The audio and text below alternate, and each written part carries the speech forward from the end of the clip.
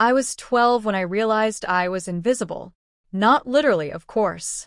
I could see myself in mirrors, feel the weight of my own body moving through space. But to my family, I might as well have been a ghost drifting through the halls of our sprawling colonial home in Connecticut. A ghost who did the dishes, folded the laundry, and kept her mouth shut during dinner conversations that never included her. My name is Elena Hartwell, and for 28 years, I existed in the margins of my own family story. I grew up watching my older brother Marcus receive standing ovations for simply existing.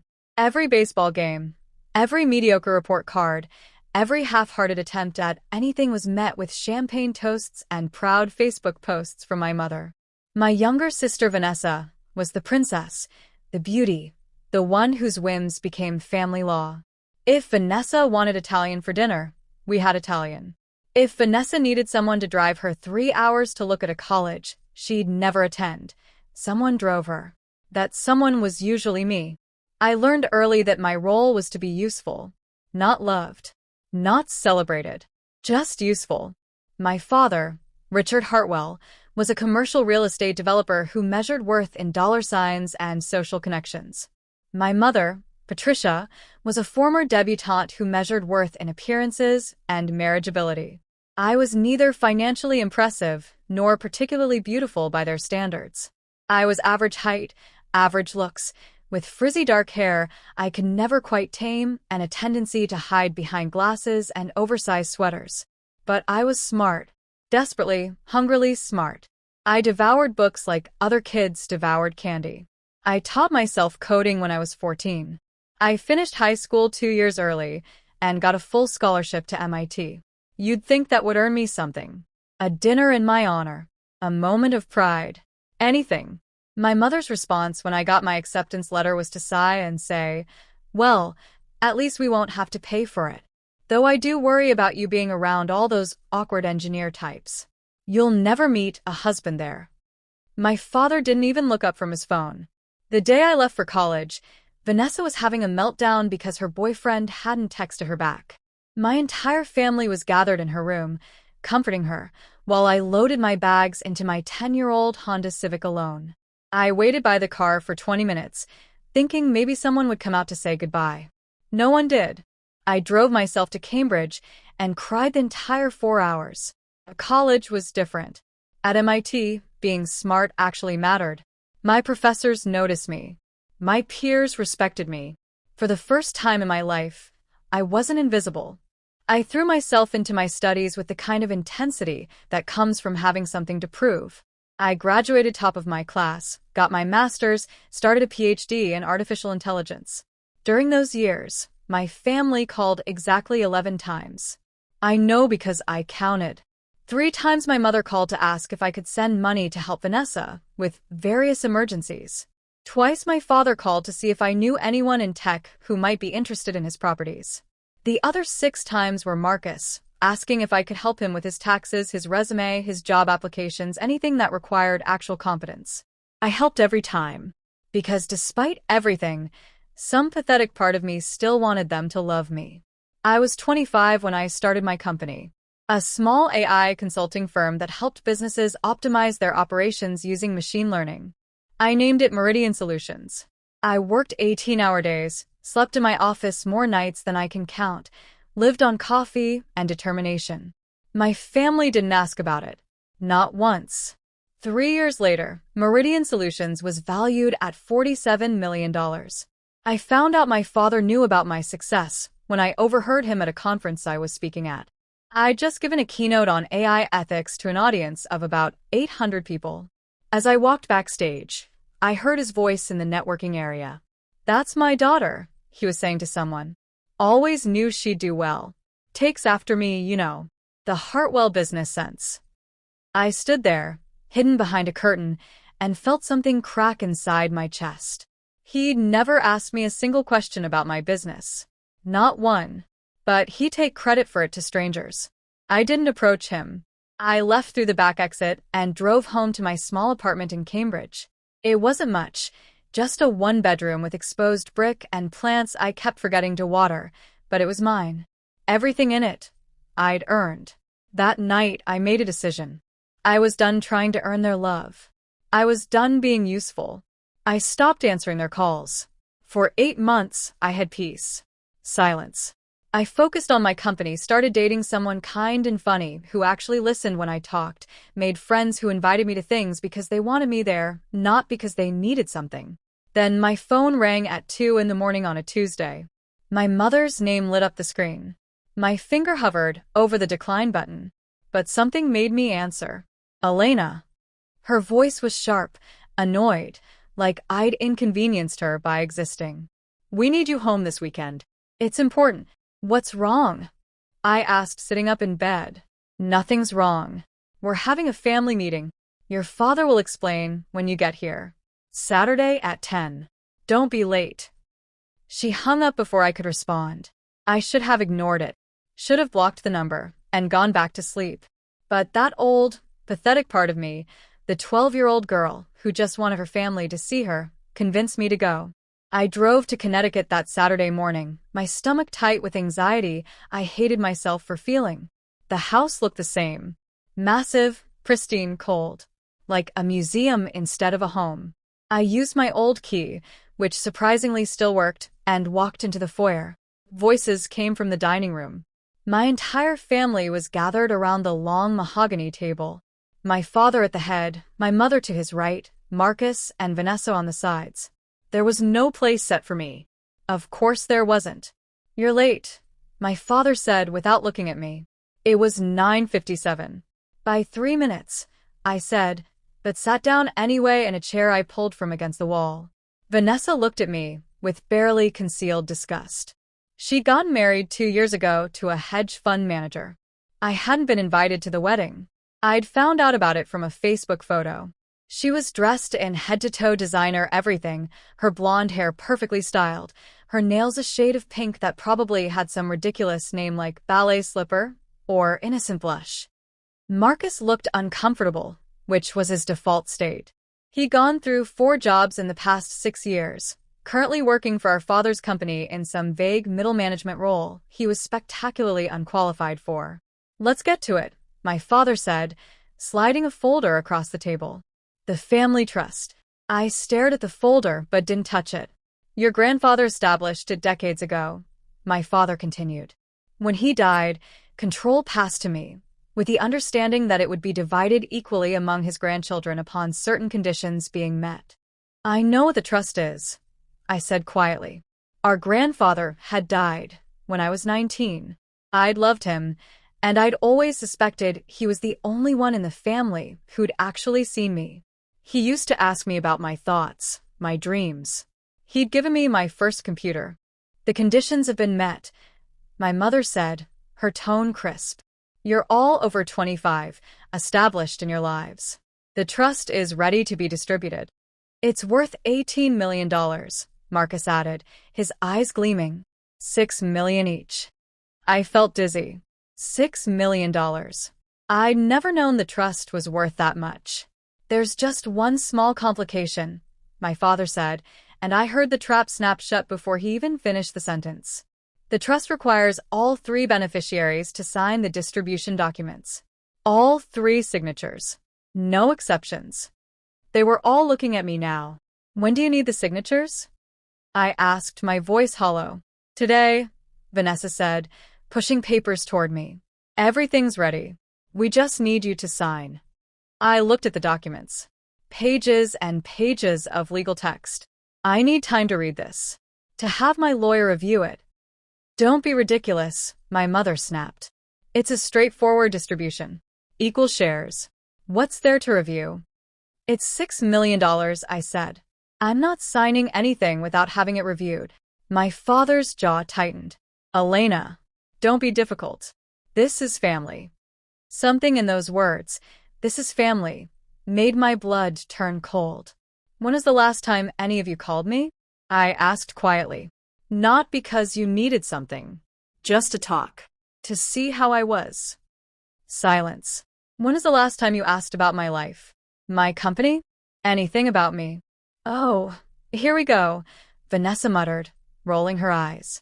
The victim routine. You didn't even invite me to your wedding, I said to her, my voice shaking now.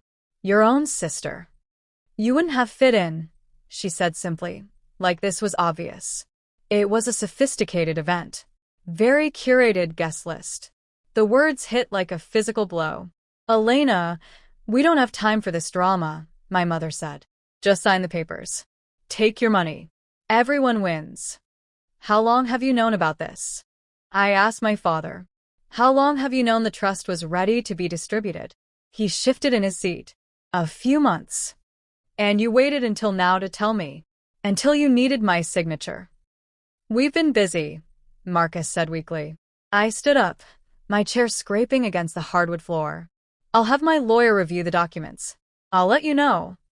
Sit down, my father commanded, his voice taking on that tone that used to make me shrink as a child. We're not done here. But I was. I was so done. I walked out, my hands shaking, my heart pounding. Behind me, I heard Vanessa say, God, she's so dramatic. She'll sign. Where else is she going to get $6 million? I got in my car and drove. I didn't go back to Cambridge. I drove to the coast, to a small beach town I'd visited once during college. I checked into a cheap motel and sat on the bed, staring at my phone. Then I called my lawyer, David Chun, a brilliant attorney who'd helped me structure my company. I'd met him through MIT connections, and he'd become one of my few real friends. Elena, he answered on the second ring. Everything okay? I need you to review something, I said, and explained the situation. There was a long pause. Don't sign anything. Forward me everything you have. I'll dig into the trust documents. Over the next week, David worked his magic. What he found made my blood run cold. The trust didn't just distribute money. It included ownership stakes in my grandfather's original properties, businesses, investments. Assets worth far more than $18 million. The distribution my family had prepared didn't give me an equal share at all. It gave me the cash payout while Marcus and Vanessa retained control of the actual assets. Moreover, there was a clause none of them had mentioned.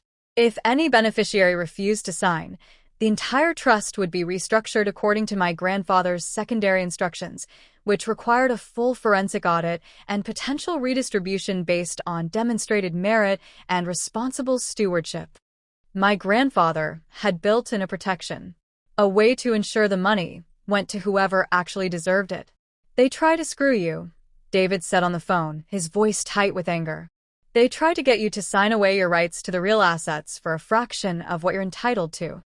I sat in my motel room, watching the ocean through the window, and felt something I never felt before toward my family. Not sadness, not hurt, rage. Pure, crystalline rage. What are my options? I asked. You refuse to sign. Force the audit. From what I can see in these documents, your brother has been mismanaging the properties he was given oversight of. Your sister's husband has been using trust assets for personal investments. This audit will expose everything. And then the trust gets redistributed. Based on merit. Based on who's actually built something with their life. Based on who your grandfather would have wanted to have it. I closed my eyes. Do it. The next morning, I drove back to Connecticut. This time, I didn't use my key. I rang the doorbell like a stranger. My mother answered, her face brightening in a way I'd never seen directed at me. Elena. Wonderful. Come in. Do you have the signed papers? I need to speak with everyone, I said. They gathered in the living room this time, all smiles and fake warmth now that they thought I was cooperating. I stood in front of them, my family, these people who shared my blood, but had never shared their love. I had my lawyer review the documents, I said. My father's smile faltered slightly. Elena, we discussed this. The distribution you prepared is fraudulent, I said clearly. You structured it to give me a cash payout while retaining control of the actual trust assets for Marcus and Vanessa. Assets worth significantly more than you disclosed. The room went silent. That's ridiculous, Marcus said, but his face had gone pale. I'm not signing, I continued. I'm invoking the refusal clause, which triggers a full forensic audit of the trust and all its holdings. My father stood up, his face reddening. You ungrateful. Ungrateful. The word came out like a laugh. I'm ungrateful? For what exactly? For being ignored my entire childhood? For being treated like a servant? For not being invited to my own sister's wedding? We gave you everything, my mother said, her voice shrill. A home, an education. You gave me a scholarship. I earned my education. I earned everything I have. And that seems to be the problem, doesn't it? I actually built something. I actually succeeded. And you can't stand it. This is about the wedding, Vanessa said, standing up. You're that petty? You're going to screw over your whole family because you weren't invited to one party. This isn't about the wedding, I said, my voice steady now, clear. This is about 28 years of being invisible. 28 years of being useful but never valued. 28 years of waiting for any of you to love me even a fraction as much as I loved you. My mother's face twisted. If you do this, you're not welcome in this family anymore. I looked at her, this woman who'd given birth to me but had never been a mother, and I felt the last thread of that pathetic hope snap. I was never welcome to begin with, I said softly. I just finally figured that out. I walked out of that house for the last time. The audit took 3 months. David kept me updated on every development. Marcus had been embezzling from the trust properties, using the money to cover his gambling debts. Vanessa's husband had been conducting illegal trades using trust assets. My father had been complicit in all of it, helping them hide their mismanagement while planning to buy my silence with a payout that was a fraction of what I was owed. My grandfather's secondary instructions were clear. The trust would be redistributed based on demonstrated financial responsibility, professional achievement, and moral character. The trustees, after reviewing everything, made their decision. I received 70% of the trust, $15 million, plus controlling interest in the properties and businesses. Marcus and Vanessa got 15% each. Enough that they couldn't claim they'd been disinherited, not enough to continue their lifestyles. My father was removed as trustee for breach of fiduciary duty. The day the decision was finalized, my mother called. I almost didn't answer, but curiosity got the better of me. How could you do this to us? She said, her voice venomous. We're your family. No, I said calmly. You're people I'm related to. Family is something else entirely. You're going to regret this, she hissed. When you're old and alone with no one who loves you. I'm already surrounded by people who love me, I interrupted. People who see me, who value me, who chose me not because they had to, not because we share DNA, but because they actually like who I am. That's more than you ever gave me. I hung up. That was 2 years ago. I'm 30 now. Meridian Solutions is now valued at over $100 million. I've used part of my trust inheritance to fund scholarships for first-generation college students studying STEM. The program is named after my grandfather. I bought a house, a real home, filled with light and plants and books. I have friends who come over for dinner parties where everyone actually talks to each other, where people ask questions and listen to the answers. I have a partner who thinks I'm brilliant and beautiful and tells me so every single day. We're adopting a dog next month. Last week, I got a message from Marcus. A long, rambling apology about how he'd been young and stupid, how he missed me, how families should forgive each other. It ended with a request for a loan. I didn't respond. Sometimes, late at night, I think about that 12-year-old girl who felt invisible. I think about how desperately she wanted to be seen, to be loved, to matter to the people who were supposed to matter most. And I wish I could go back and tell her, you're seen. You do matter. Just not by them. I wish I could tell her that one day, she'll realize that being invisible to people who refuse to look isn't a reflection of her worth. It's a reflection of their blindness. I wish I could tell her that she'll build a life so full of real love, real connection, real family that she'll barely remember what it felt like to beg for scraps of attention from people who had nothing to give. But most of all, I wish I could tell her this. The signature they'll need one day isn't the one that gives them what they want. It's the one you sign on your own life, claiming it fully, completely, without apologizing for taking up space. I gave them nothing but my refusal. And in doing so, I gave myself everything.